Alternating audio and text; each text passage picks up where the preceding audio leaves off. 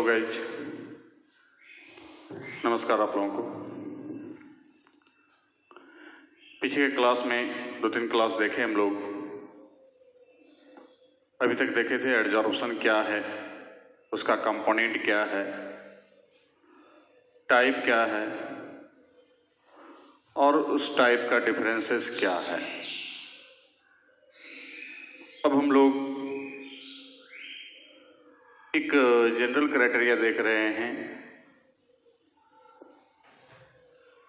चाहे वो physical adsorption हो या केमिकल एडजॉर्प्शन हो, उसका जनरल कैरेक्टर क्या है, उस कैरेक्टर के बारे में हम लोग जान लें। उसके बाद फिर तब हम लोग लास्ट में जाएंगे आइसोथर्म पर। उसके बाद चैप्टर को माने इस टॉपिक को क्लोज करेंगे। तो स्टार्ट करते हैं।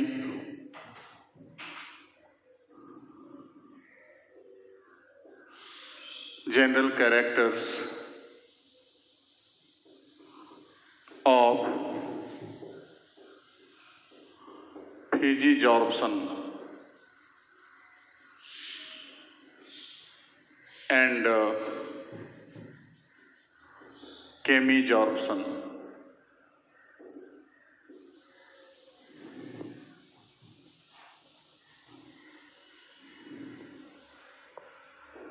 Both types of adsorptions have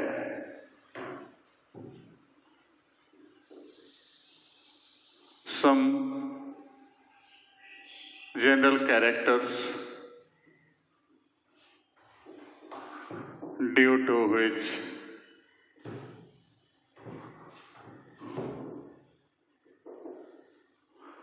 both phenomenon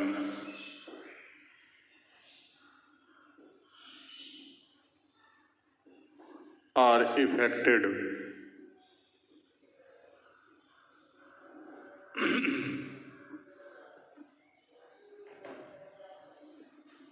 तो कुछ कैरेक्टर देखते हैं हम लोग। तो जैसे यहां पर पहला नंबर है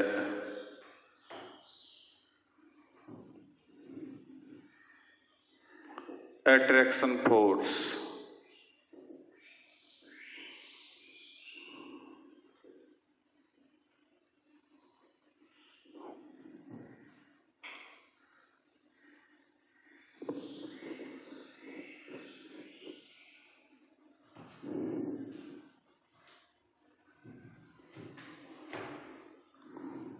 तो ड्यूरिंग हम लोग पहले भी चर्चा कर चुके हैं परिभाषा में, physical adsorption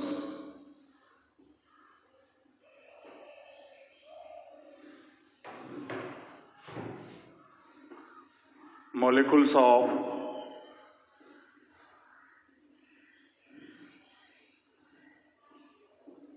adsorbate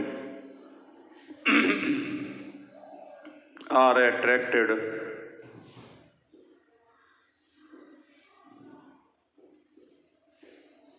by adsorbent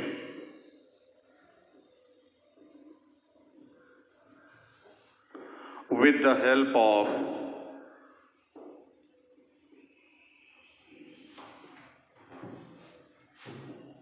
weak या ऐसा कहें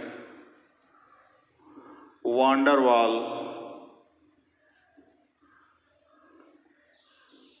force. Such force is a weak force.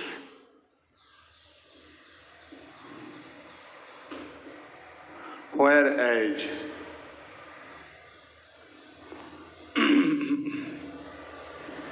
during chemical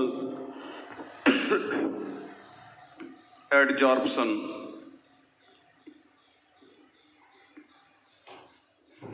molecules of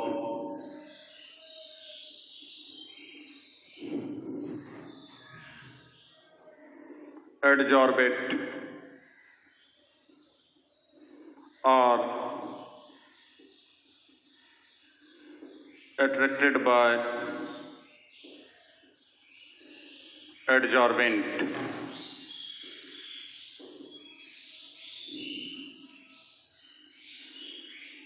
with the help of chemical bond.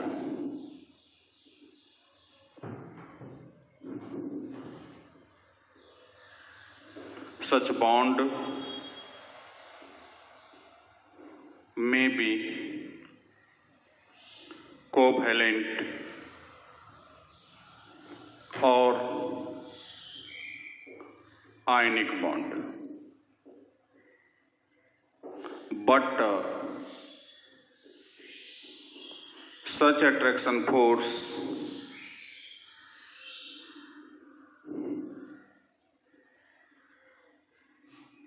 is strong with respect to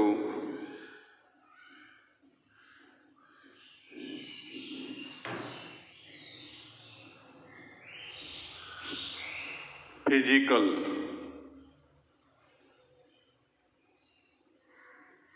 adsorption.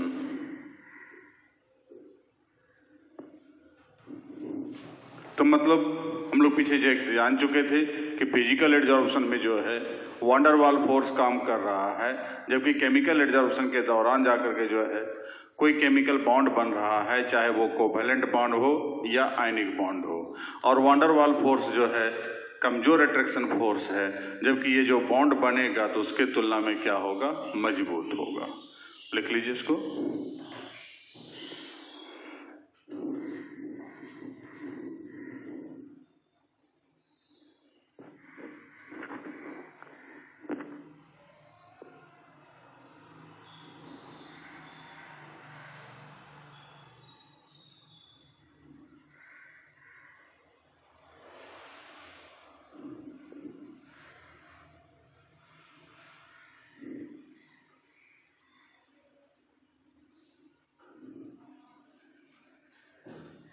हो गया?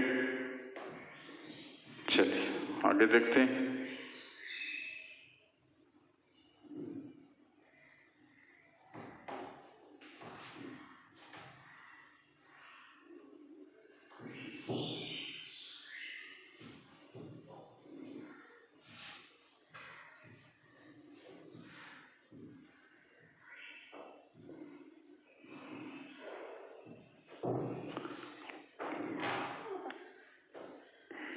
तो छोटा छोटा चीज को दिमाग में रखना है।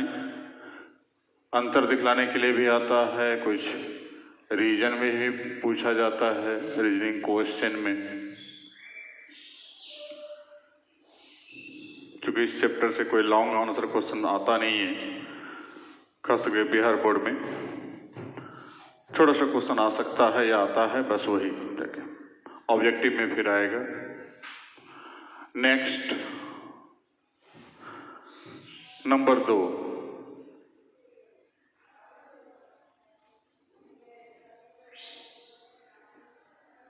Surface area.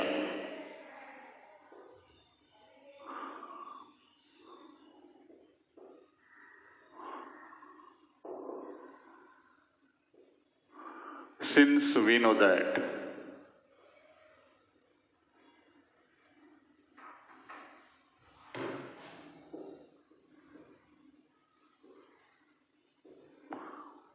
both types of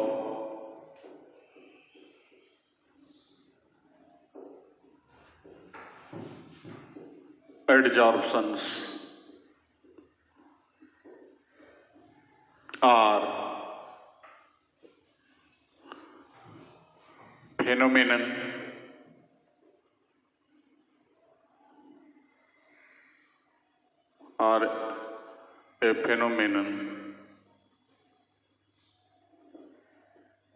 related with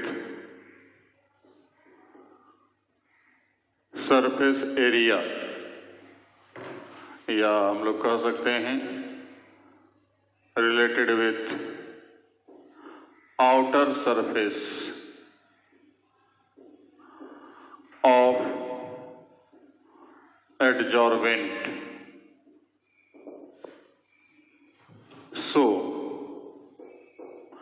physical adsorption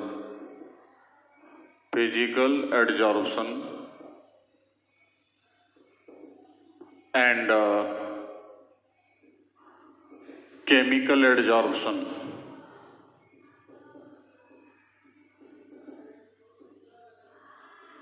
Both will depend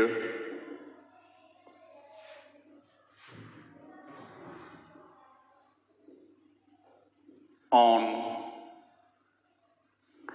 surface area of adsorbent. On this basis,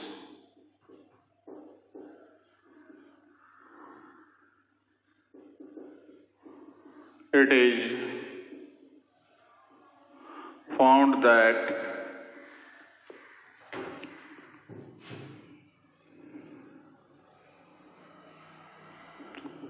in powdered state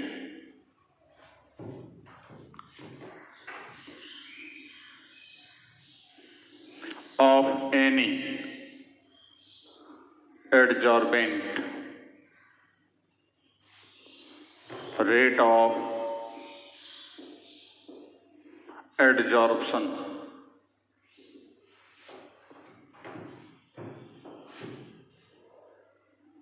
and extent of adsorption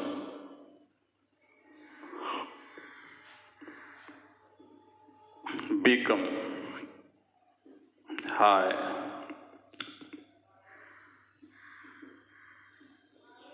With respect to other state.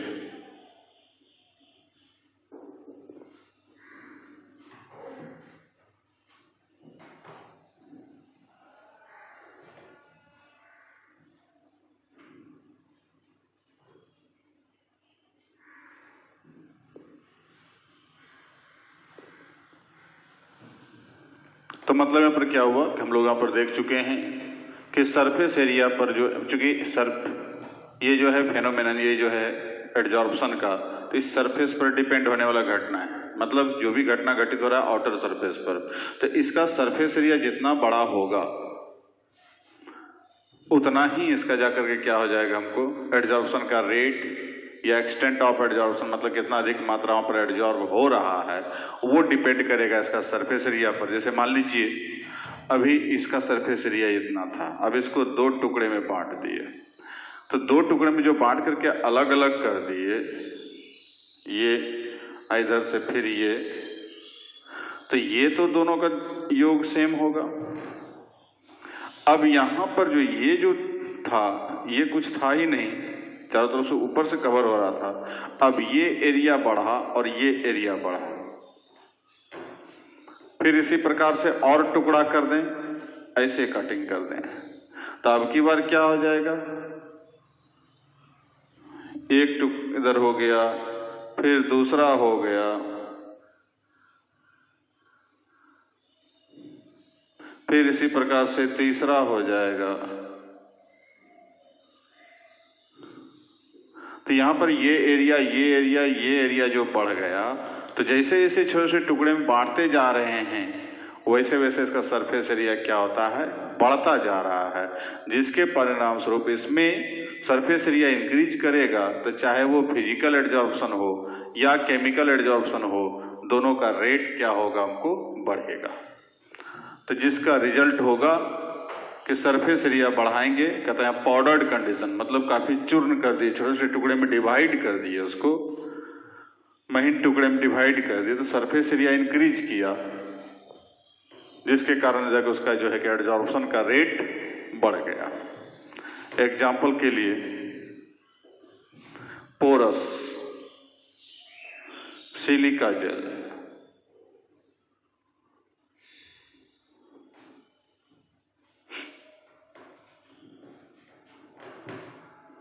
and any charcoal, कोई porous छिद्र युक्त है, have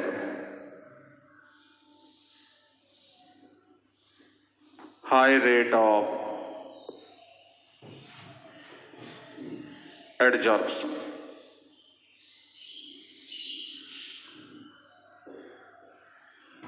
तो rate of adsorption जो है वो depend कर रहा है सरफेस एरिया पर। तो इसमें दोनों में, चाहे फिजिकल हो या केमिकल हो, दोनों में से सरफेस, जैसे लोहा है तो लोहा का एक रॉड है, उसमें जंग जब लगाते, माने जंग लगने छोड़ देते हैं तो उसका जो रॉड है छोटा जो भी है तो उसका सरफेस एरिया होगा। अब उसी लोहा को छोटे छोटे टुकड़े में ढेर सारा काट दिए, तो छोटे छोटे टुकड़े में जो कटिंग किया ये रॉड था तो इसका सरफेस एरिया इतना दूर तक था, लेकिन जब इस टुकड़े में कटिंग किए तो ये तो कई टुकड़े में, जितना टुकड़े में बांटे उसको उतना सरफेस, ये वाला एरिया, ये वाला एरिया, ये वाला एरिया, ये सब एरिया क्या हो गया, बढ़ गया, जिसके परिणाम स्वरूप, चूंकि लंबाई तो उसका उतना ही है लेकिन ये चौड़ा, मैंने जो क्रॉस सेक्शनल एरिया है उसका जाकर के जो है कि हमको एरिया बढ़ जाने के कारण अधिक एडजॉर्प्शन होगा बनिस्बत इसके।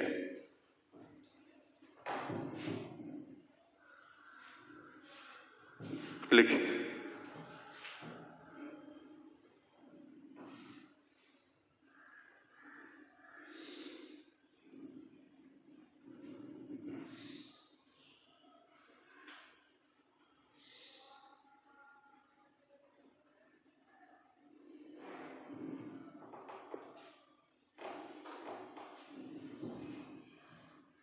हो गया।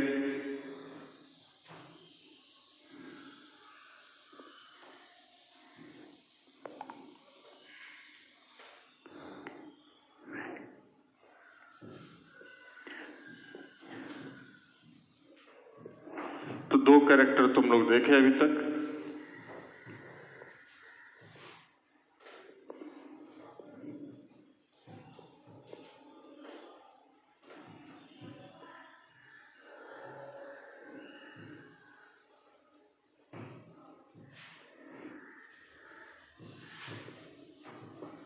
तीसरा कैरेक्टर देखते हैं,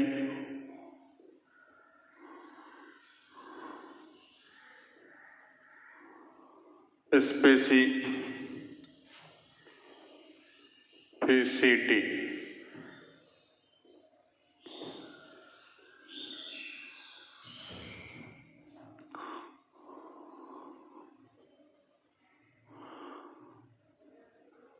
physical adsorption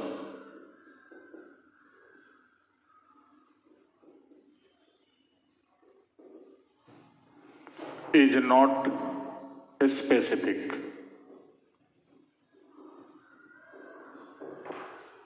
That is, during this phenomenon,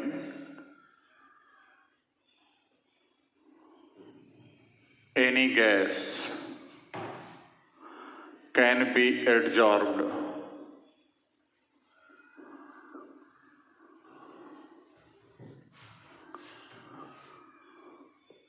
by different adsorbents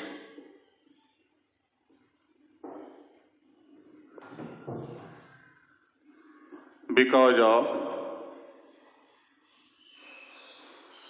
during it any special chemical reactivity is not required. किसी विशेष केमिकल रिएक्टिविटी की आवश्यकता नहीं होती है फिजिकल एडजॉर्प्शन के दौरान। तो कोई एडजॉर्ब्ड, माने जो एडजॉर्बेंट का पार्टिकल्स है किसी अन्य एडजॉर्बेंट के, माने किसी भी एडजॉर्बेंट के द्वारा एडजॉर्ब्ड किया जा सकता है। तो ये जाकर के हमको यहाँ पर एडजॉर्प्शन का जो कंडीशन है फिजिकल एडजॉर्प्शन का, तो वो किसी भी गैस के द्वारा एडजॉर्ब्ड किया जा सकता है। जबकि यहाँ पर मेरा क्या है, but chemical adsorption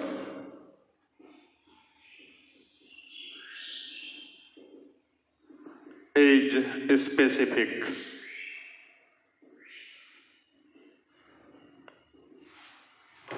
or special.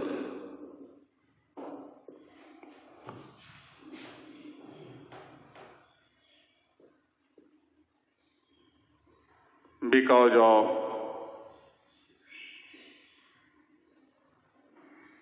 reactivity of different substances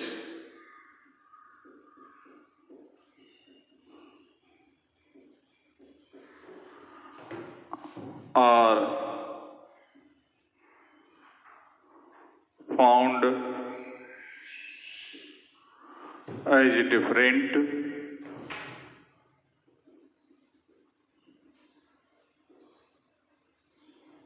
so particles of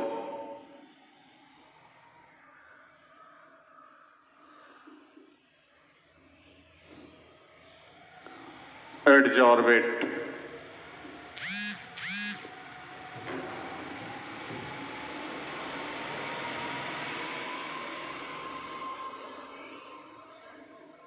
can't react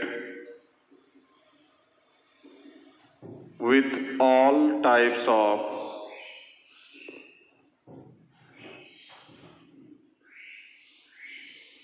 adsorbent, मतलब अलग अलग एडजॉर्बेंट लेने पर चूंकि उसका रिएक्टिविटी चेंज होता है, किसी के साथ रिएक्टिव होता है, किसी के साथ रिएक्टिव नहीं होता है, तो वैसे कंडीशन में ये कहना कि हाँ जाकर के इसको एडजॉर्ब कर लेगा, ऐसी कोई गारंटी वारंटी नहीं है। कि जैसे मान लीजिए हम लोग यहाँ पर लेते हैं कि डी ब्लॉक का कोई एलिमेंट लेते हैं एडजॉर्बर के माने एडजॉर्बेंट के रूप में, जैसे निकेल ले लिए, प्लेटिनम ले लिए। अब इसके साथ रिएक्शन करके जो हाइड्राइड बनाएगा, इसका जो कैरेक्टर होगा ये कॉम्प्लेक्स साल्ट के तरह होता है, जबकि एस ब्लॉक या पी ब्लॉक का यदि कोई तत्व लेते हैं तो उसके साथ जो कंपाउंड बनाता है तो वहाँ कोऑर्डिनेट बॉन्ड बन रहा था, इसमें जो है कोवेलेंट बॉन्ड या आयनिक बॉन्ड बनेगा। तो दोनों में डिफरेंसेस है, हाइड्रोजन सबके साथ अलग अलग ढंग से रिएक्शन करता है, तो जो एडजॉर्बेंट वहाँ पर लेंगे उसके साथ रिएक्शन करने का रेट अलग है, रिएक्शन करने का तरीका अलग है। तो वैसे स्थिति में सभी एडजॉर्बेंट के पार्टिकल के साथ कोई भी एडजॉर्बेंट जो है हर माने सबके साथ अलग अलग ढंग का रिएक्शन करेगा, एक समान रिएक्शन नहीं करेगा। तो वैसे कंडीशन में या हो सकता है किसी के साथ रिएक्शन करे भी, किसी के साथ रिएक्शन नहीं भी करे। तो वह इसलिए यहाँ पर कहता है कि केमिकल एडजॉर्प्शन क्या है, स्पेसिफिक है, किसी स्पेशल के साथ ही रिएक्शन करेगा, सबके साथ रिएक्शन नहीं करेगा। जबकि फिजिकल एडजॉर्प्शन जो है स्पेसिफिक नहीं होता है। लिखिए इसको।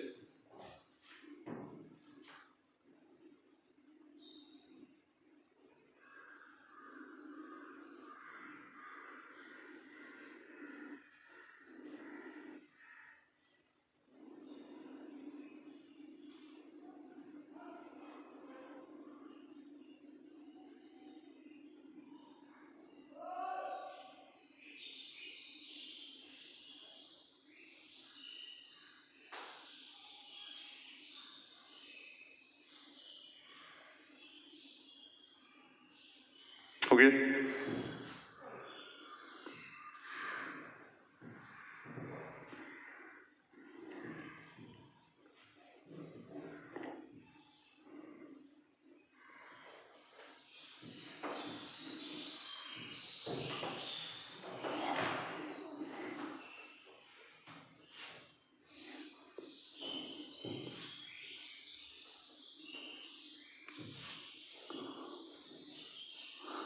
तभी तक हम लोग 3 कैरेक्टर देखे हैं, चौथा देख रहे हैं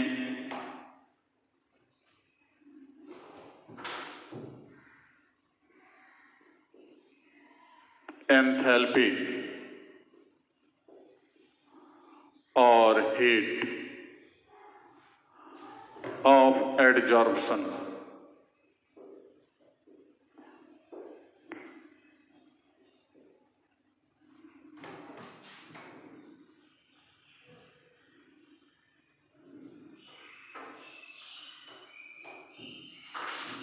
तो कह सकते हैं दैट अमाउंट ऑफ हीट और energy which is released during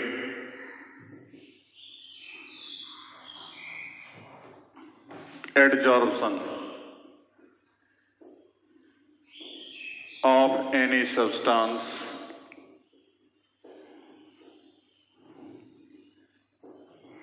by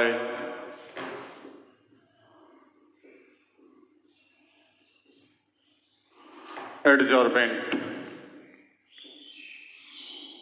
molecules is called enthalpy of adsorption. So, we find that adsorption is exothermic और exoergic प्रोसेस। तो किसी भी एडजॉर्प्शन के दौरान, मतलब जब एडजॉर्प्शन हो रहा है तो वहां पर क्या होता है, हीट रिलीज होता है, हीट मुक्त होता है, हीट देता है बाहर। तो जैसे हमको सिस्टम से एनवायरनमेंट की ओर हीट आ रहा है तो वैसे स्थिति में ये घटना कहलाता है एक्सोथर्मिक प्रोसेस या एक्सोअर्जिक प्रोसेस।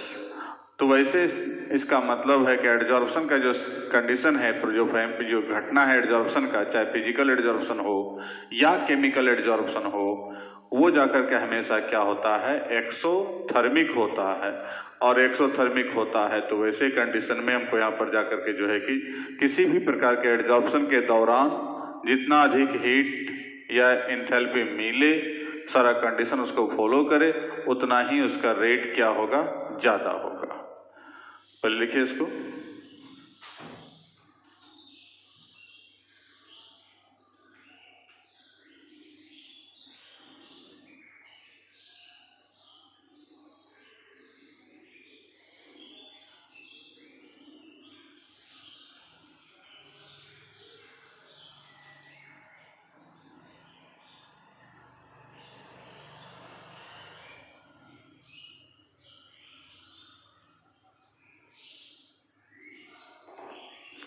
अब यहां पर जो है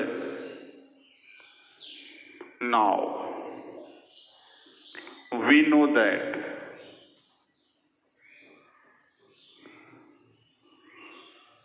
ड्यूरिंग फिजिजॉर्प्शन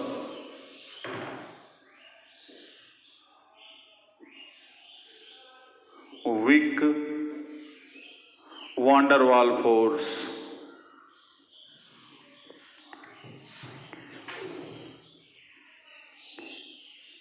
acts, whereas या यहां पर कह सकते हैं एक्ट्स विथ रेस्पेक्ट टू, इसी में डाल दें, with respect to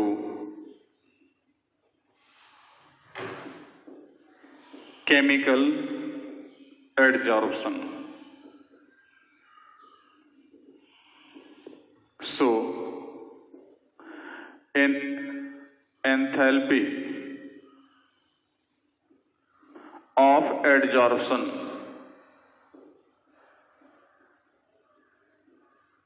of physical या फिजिजॉर्प्शन also will be less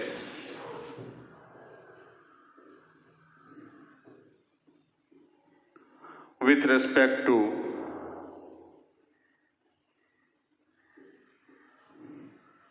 chemisorption. Practically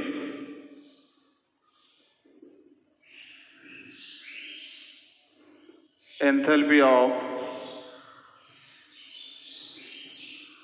adsorption for physisorption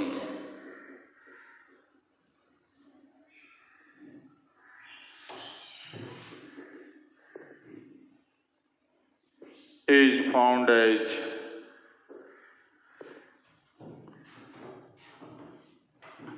20 to 40 kilojoule per mole, but it is for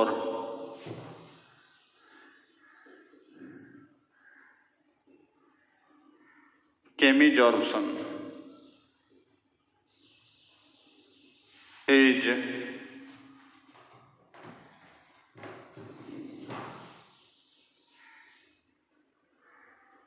found as 80 to 240 kJ per मोल। तो यहां से पता चल सकता है कि चूंकि कंडीशन क्या है, फिजिकल एडजॉर्प्शन जो है, जो घटना घटित हो रहा है वांडर वाल फोर्स के कारण घटित हो रहा है, जो कि वीक फोर्स है with respect to chemical bond. तो कहता है कि इसमें एंथैल्पी ऑफ एडजॉर्प्शन जो भी है कम मुक्त होता है, वो 20 से 40 किलो जूल पर मोल के हिसाब से रिलीज होता है। जबकि केमिकल एडजॉर्प्शन में जो है अट्रैक्शन फोर्स तगड़ा है, वहां पर जो है बॉन्डिंग जो अच्छा होता है, तो ऐसे स्थिति में वहां जो एंथैल्पी ऑफ एडजॉर्प्शन होगा वो रेंज होता है उसका 82 to 40 किलो जूल पर मोल। तो इसका ज्यादा होता है और उसका क्या होता है, कम होता है। लिखिए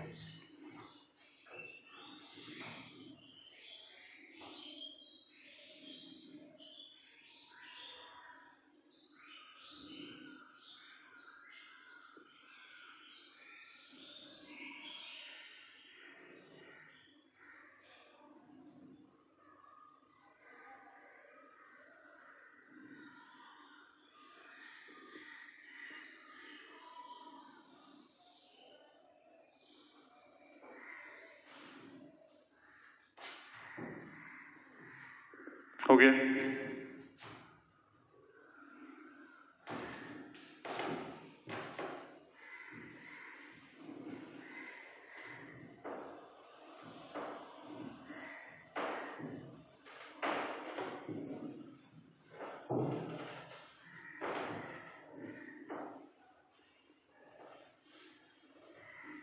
तो जो हम लोग वहाँ डिफरेंस देखे हैं उसी में से कुछ यहाँ पर जनरल कैरेक्टर की क्या है ऐसा हो वहाँ पर हो रहा था।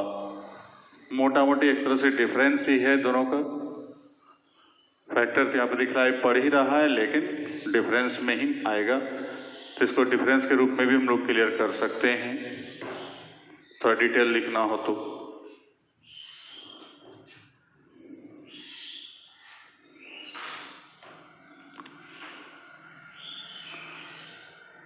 पांचवा, number of layers.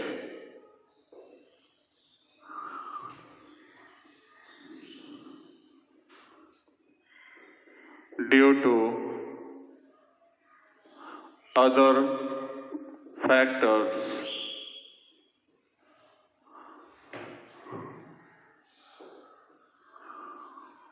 effect of pressure, temperature, etc. during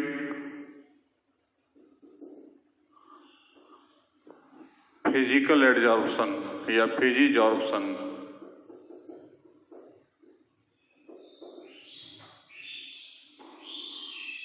multi layered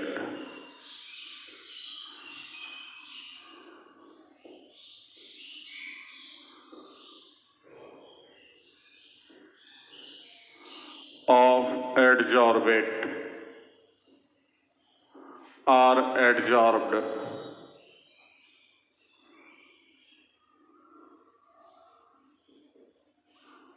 by adsorbent, but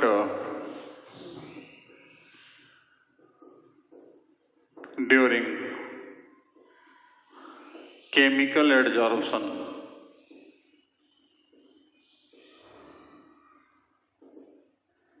only one layer is formed। तो सिर्फ एक लेयर यहाँ पर बन रहा है। उस दिन भी चर्चा किए थे कि यहाँ पर जाकर के जो है फिजिकल एडजॉर्प्शन और केमिकल एडजॉर्प्शन में बताएंगे, तो यहाँ पर हमको एक से अधिक लेयर हमको यहाँ पर बन सकता है। अधिक प्रेशर हुआ, गैस को दबाया तो ढेर सारा मॉलिक्यूल एडजॉर्ब हो गया। लेकिन केमिकल एडजॉर्प्शन में क्या होता है कि बस एक लेयर यहाँ पर जो एडजॉर्प्शन हो गया, जो कंपाउंड बना, तो ये क्या करता है फिर इनएक्टिव कर देता है। मतलब जैसे लोहा में जंग लगा, तो जंग लगा तो यहाँ पर फेरिक ऑक्साइड का एक लेयर बन गया। अब फेरिक ऑक्साइड का लेयर बन गया तो हवा और इधर जो अंदर में जो लोहा है उसके बीच का कांटेक्ट खत्म हो गया, जिसके परिणाम स्वरूप यहाँ पर मल्टी लेयर्ड कंपाउंड माने लेयर नहीं बन सकता। और इसमें क्या होता है, फिजिकल एडजॉर्प्शन जो है यहाँ पर अदर फैक्टर के पर भी प्रभावित हो रहा है, प्रेशर, टेम्परेचर वगैरह सब, चूंकि गैसीय पदार्थ है और गैसीय पदार्थ अदर फैक्टर पर ज़्यादा डिपेंड करता है। तो वैसे कंडीशन में यहाँ पर जाकर जो है कि वहाँ पर इसमें मल्टी लेयर्ड होगा और इसमें सिंगल लेयर्ड होगा।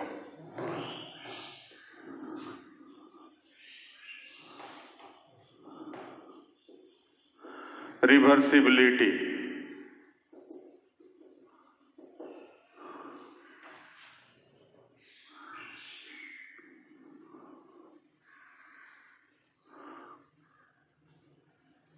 we know that physical adsorption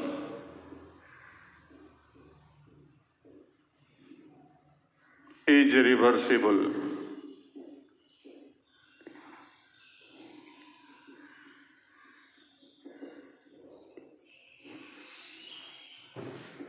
because of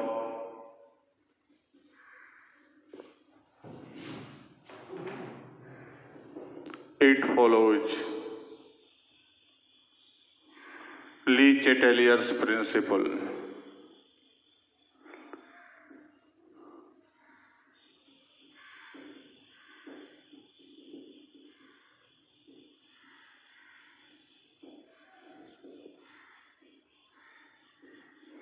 ले चटेलियर्स प्रिंसिपल क्या है, तो यहाँ पर तो बहुत ज़्यादा डिटेल चर्चा नहीं करेंगे।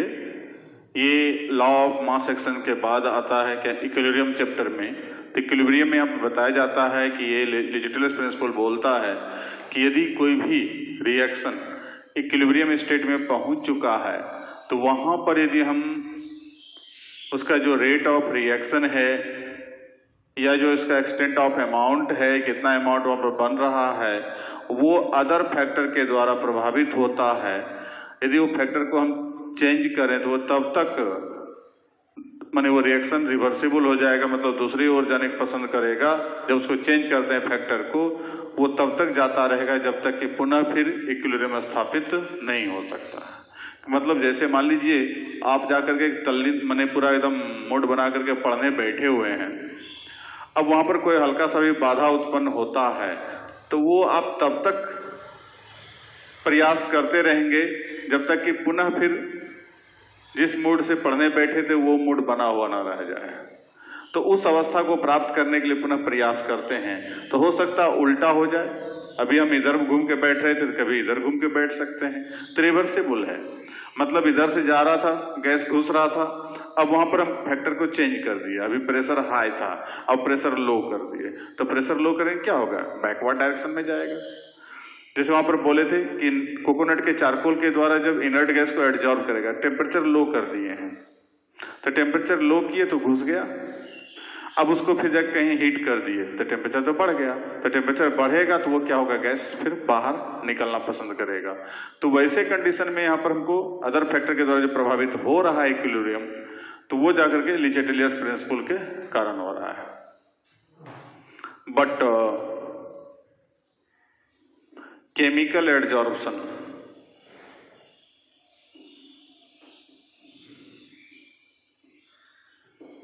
is not reversible because of it follows law of mass action only। यह हमेशा इसको अलाउ करता है, सिर्फ लॉ ऑफ मास एक्शन को फॉलो करता है, इसलिए रिवर्सिबल नहीं है, लौट नहीं रहा है, वहां पर सीधा आगे की ओर बढ़ गया, रिएक्टेंट से प्रोडक्ट बन गया, अब वो पुनः फिर लौटने का प्रयास नहीं करता है। तो यहां पर जाकर जो है कि उसके लिए फिर हमको उतना कंडीशन लाएंगे, हो सकता है उस पर वो रिएक्शन कंप्लीट नहीं। जैसे मान लीजिए हम लोग लोहा को ऑक्सीजन के साथ संयोग कराते हैं, लोहा का ऑक्साइड बना। अब लोहा के ऑक्साइड से लोहा को अलग करना और ऑक्सीजन को अलग करना बहुत ही टफ वर्क है, तो वैसे कंडीशन में उससे अलग हम नहीं कर सकते हैं जल्दी, तो इसलिए वो रिवर्सिबल नहीं होता है। नहीं तब तो सारा जंग को ऐसा कोई रिएक्शन होता कि सारा जंग को पुनः फिर हम लोहा बना सकते थे, लेकिन ऐसा पॉसिबल नहीं होता है। तो ये जाकर के जो है कि हम लोग देखते हैं कि ये रिवर्सिबल है और ये रिवर्सिबल नहीं है। लिखिए इसको,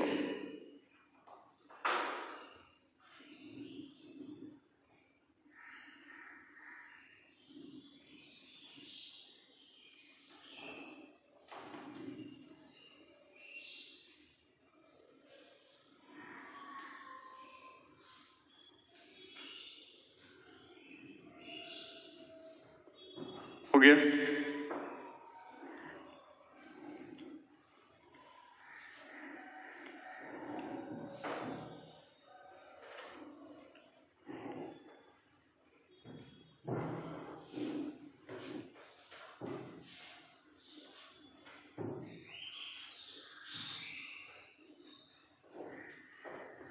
अगला नंबर देखते हैं हम लोग, temperature.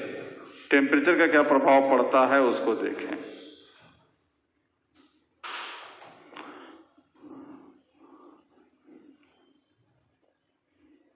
Number 7, temperature.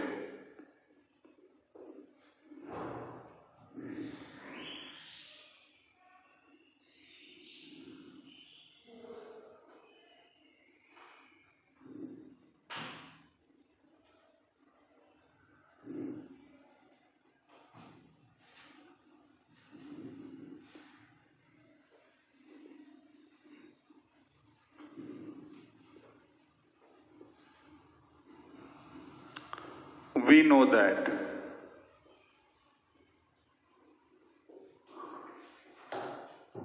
adsorption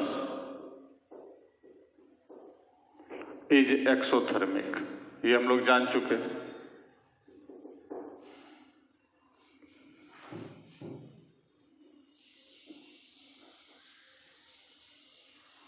So physical adsorption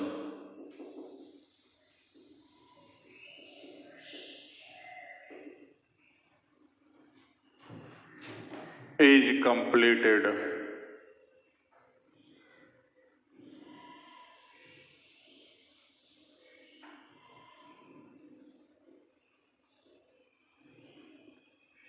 at a low temperature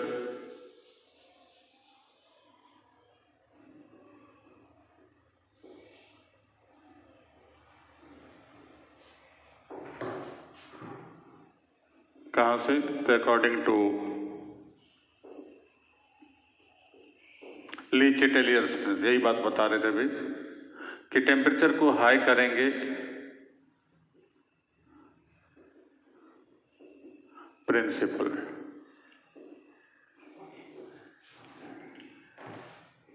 so with increasing temperature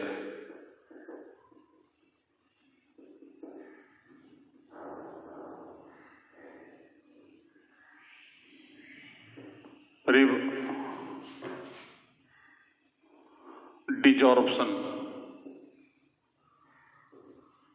is completed। उल्टा हो जाएगा, बैकवर्ड डायरेक्शन में रिएक्शन चल जाएगा। मतलब लो टेम्परेचर को फेवर करता है, तो लो टेम्परेचर पर गैसियस सब्सटेंस का वॉल्यूम घटेगा, तो वॉल्यूम घटेगा तो आराम से एडजॉर्ब हो जाएगा, जिसके परिणाम स्वरूप जैसे हम घुलनशीलता हम बताए थे सॉल्युबिलिटी में कि टेम्परेचर जैसे लो करेंगे तो उसका सॉल्युबिलिटी क्या होता है, इंक्रीज होता है। तो ठीक उसी प्रकार से यहाँ पर गैसियस सब्सटेंस का जो है कि हमको फिजिकल एडजॉर्प्शन में जो एडजॉर्बेशन की प्रोसेस है वो टेम्परेचर लो करने पर बढ़ता है। लेकिन जैसे अपोजिट करें उसका, तो ले चिटेलियर प्रिंसिपल के आधार पर क्या होता है कि डायरेक्शन चेंज हो जाएगा, वो रिवर्सिबल रिएक्शन प्रोसेस है, तो इसलिए वो चला जाएगा बैकवर्ड डायरेक्शन में, अर्थात सारा गैस जो माने जो एडजॉर्ब किया गया था वो सब बाहर निकल जाएगा, जिसको कहते हैं डिजॉर्प्शन। तो इसी कारण से जब हम लोग देखते हैं कि लो टेम्परेचर पर कोकोनट चारकोल के द्वारा इनर्ट गैस को एडजॉर्ब किया जाता है, लेकिन हाई टेम्परेचर पर वो क्या होता है, इनर्ट गैस वहां से बाहर निकल जाता है। But during chemical adsorption,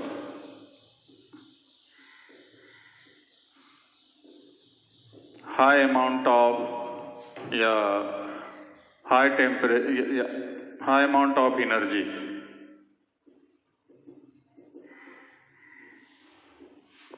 is required as activation energy. So, chemical adsorption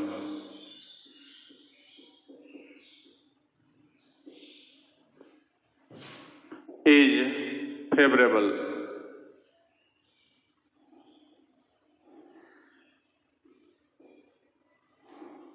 at a high temperature. ये हाई टेम्परेचर पर कंप्लीट होना पसंद करेगा, जबकि वो लो टेम्परेचर पर कंप्लीट होता है। लिखिए इसको,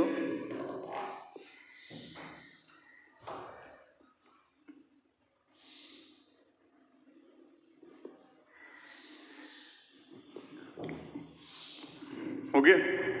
तो ये था कैरेक्टर, जनरल कैरेक्टर ऑफ माने फिजिकल और केमिकल एडजॉर्प्शन। अब अगले दिन हम लोग देखेंगे एडजॉर्प्शन आइसोथर्म के बारे में, और एडजॉर्प्शन वाला पार्ट को हम लोग खत्म करेंगे। Thank you.